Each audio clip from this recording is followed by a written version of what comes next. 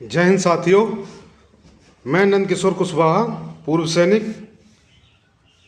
Helpline में आपका स्वागत करता हूं। आज मैं बताऊंगा आरपीएफ कांस्टेबल एसआई की जो वैकेंसी आई है उसका फॉर्म कैसे भरेंगे। आप अपने मोबाइल से बहुत आसान तरीके से भर लेंगे। ये सभी जो भी एक्स सर्विसमैन भरना चाहते हैं वो आसान तरीके से बता देते हैं हम। बहुत आसान है, आप आसानी से आप खुद भर सकते हैं। कहीं पे भी कैफ़े में जाने की ज़रूरत नहीं पड़ेगी। अगर किसी को कोई दिक्कत परेशानी आती है, बात समझ में नहीं आती है, तो वो साहब लोग हमें व्हाट्सएप पे मैसेज कर सकते हैं। मैं आपको बता दूंगा कि कैसे करना है। उसमें फ़ोटो का ख़ास तौर से ध्यान रखना है। फ़ोटो का बैकग्राउंड वाइट होना चाहिए। तो काफ़ी चीज़ें हैं जो ध्यान रखने हैं, एकदम ध्यान से भरिएगा। तो चलिए हम आपको बताते हैं कि कैसे इन फॉर्म को भरते हैं। दोनों को आप कोई भी दोनों को भर सकता है, क्योंकि हमारे पास जो सेना से दिया हुआ ग्रेजुएशन सर्टिफिकेट है हम उसको लगा सकते हैं और ग्रेजुएशन की जगह वो काम करेगा। तो हम एसआई का भी फॉर्म भर सकते हैं, कांस्टेबल का भी भर सकते हैं। चलिए देखते हैं कि कैसे भरना है। पहले रजिस्ट्रेशन होगा, उसके बाद फॉर्म भरा जाएगा। ये हमारा पेज खुल गया है। यहाँ पे आप जो है अपना पढ़ सकते हैं कि क्या करना है क्या नहीं करना है। फ़िलहाल हम इसको करते हैं ओके, और यहाँ पे अभी सारा कुछ फिलअप करते हैं। और इसका लिंक मैं आपको डिस्क्रिप्शन में दे दूँगा, तो डायरेक्ट आप इस पेज पे पहुँच जाएंगे। ज़्यादा ढूंढने की ज़रूरत नहीं पड़ेगी। तो सबसे पहले हम भरते हैं अपना नेशनलिटी इंडियन। यहाँ पे हम अपना नाम लिखते हैं, फिर री एंटर करते हैं। उसके बाद नाम अगर हमारा कोई चेंज है आधार कार्ड में तो हम यस करेंगे। अगर आधार कार्ड में नाम और आपके डॉक्यूमेंट में नाम सेम है तो यहाँ पे हम कर देंगे नो। यहाँ पे लिखेंगे date of birth reenter करेंगे।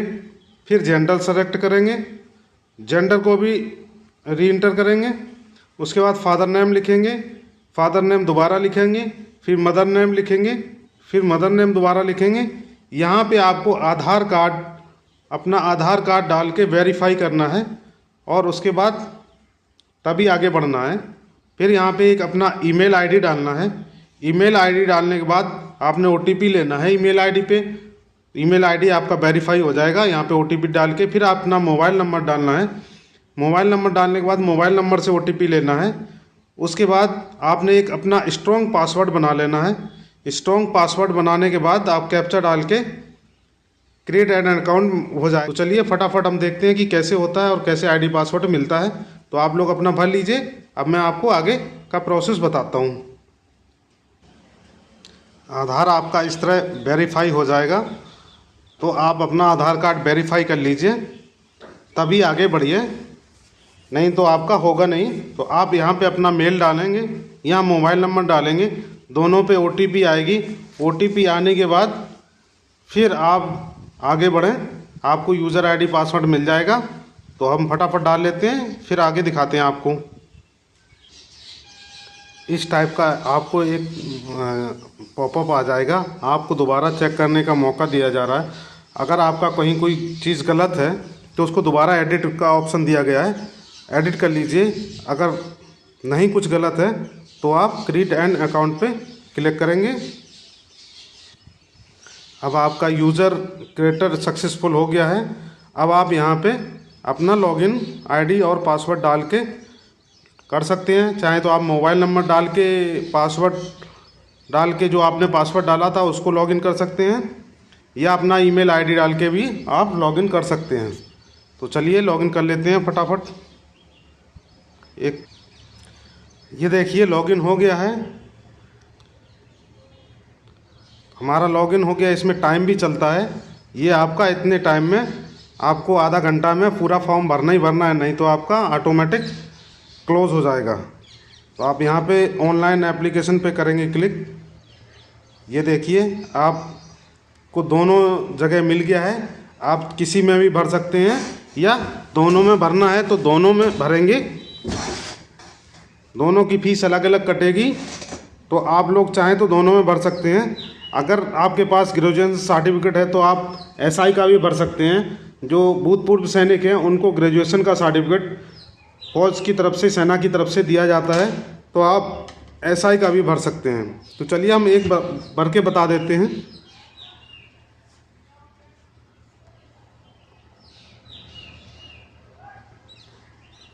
नेक्स्ट करेंगे। अपना पर्सनल डिटेल है, अदर डिटेल है, एजुकेशन है और डॉक्यूमेंट अपलोड है, ये सब जो अभी आपको भरना है।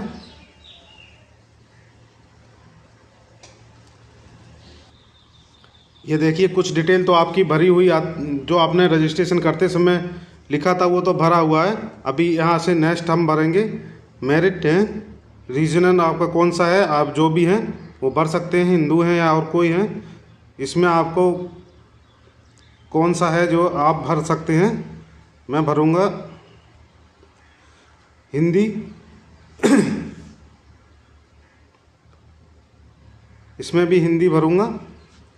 एक यहाँ पे जो 2 आइडेंटिफिकेशन मार्क आपके आई कार्ड में और डिस्चार्ज बुक में लिखे होंगे, वो दोनों आप आइडेंटिफिकेशन मार्क दोनों लिख दें।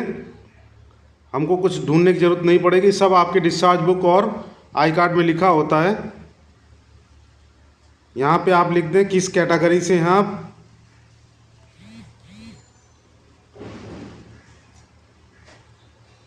ये आपका पूरा एड्रेस वगैरह है, सब कुछ भर दीजिए।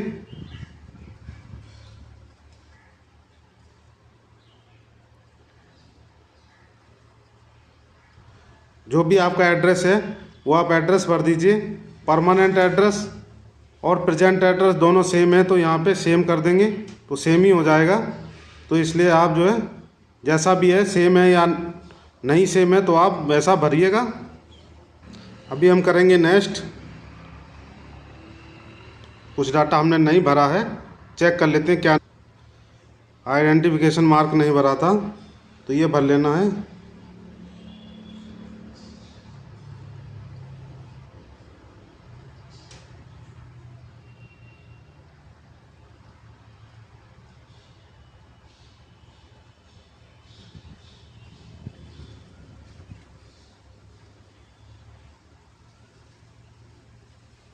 आपका जैसा डिस्चार्ज बुक में और आई कार्ड में लिखा है वैसा ही भरिएगा।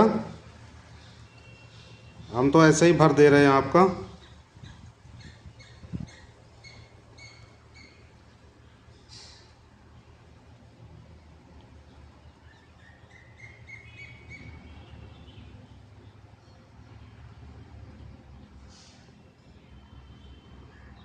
अभी हम करेंगे नेक्स्ट। अभी आपका पर्सनल डाटा सेव हो गया है, अभी भरेंगे नेक्स्ट अगला डाटा। देखने वाली यह बात यहाँ है, क्या आप एक्स सर्विसमैन हैं तो यस करिए। किससे थे, आर्मी, एयरफोर्स, नेवी, किस रैंक से थे, रैंक आप यहाँ भरिए जो जिससे आया है, जिस रैंक से। डेट ऑफ अटेस्टेशन, यहाँ बहुत ध्यान रखना है, डेट ऑफ अटेस्टेशन मांग रहा है, ना कि आप डेट ऑफ इनरोलमेंट यहाँ भरेंगे। यहाँ डेट ऑफ अटेस्टेशन भरेंगे जिस डेट में आपने कसम खाई थी, वो डेट आपके डिस्चार्ज बुक में लिखी होगी और कहीं नहीं होगी। तो आप गलती मत करिए, यहाँ पे डेट ऑफ अटेस्टेशन लिखिए जिस तारीख को आपने कसम खाई थी, डेट ऑफ इनरोलमेंट मत लिखिए, ठीक है। यहाँ पे आप यस करिए। अब यहाँ पे लिखिए डेट ऑफ डिस्चार्ज, आप डिस्चार्ज कब हुए हैं, किस तारीख को आप डिस्चार्ज हुए हैं। हमेशा जो भी है सेना का अभी जो लेटेस्ट में रिटायर हो रहे हैं वो महीने की लास्ट तारीख को रिटायर होते हैं, तो इसमें वही भरिए। तो यहाँ पे आपकी टोटल सर्विस आ जाएगी कितनी है आपने। यहाँ पे आप डिसेबल्ड हैं कि नहीं है तो नो कर दीजिए, अगर हैं तो देख लीजिए जैसा भी है। यहाँ पे भी आप नो करिए। रेलवे कर्मचारी हैं नहीं, आप इस डिपार्टमेंट से कुछ है नहीं। अगर आपके पास कोई कोर्स है, कुछ भी है, तो आप यस नो अपने हिसाब से कर सकते हैं। यहाँ पे आप अपना अकाउंट नंबर डालिए और आईएफएससी कोड भी डालिए और कौन सा बैंक है ये आपको आ जाएगा। तो चलिए हम फटाफट भर के फिर बताते आगे। यहाँ अपना अकाउंट नंबर और आईएफएससी कोड डाल के उसके बाद नेक्स्ट करना है। नेक्स्ट के आगे फिर देखते हैं क्या होता है। अब आपका अदर डिटेल भी सेव हो गया है। अब नेक्स्ट डिटेल देखते हैं, नेक्स्ट डिटेल में क्या भरना है। ये आपको यहाँ पे सेलेक्ट कर लेना है, जो जहाँ पे है वहाँ का अपना सेलेक्ट कर लेगा। किस बोर्ड से है, यहाँ बोर्ड लिखना है, पासिंग डेट लिखनी है, रोल नंबर लिखना है।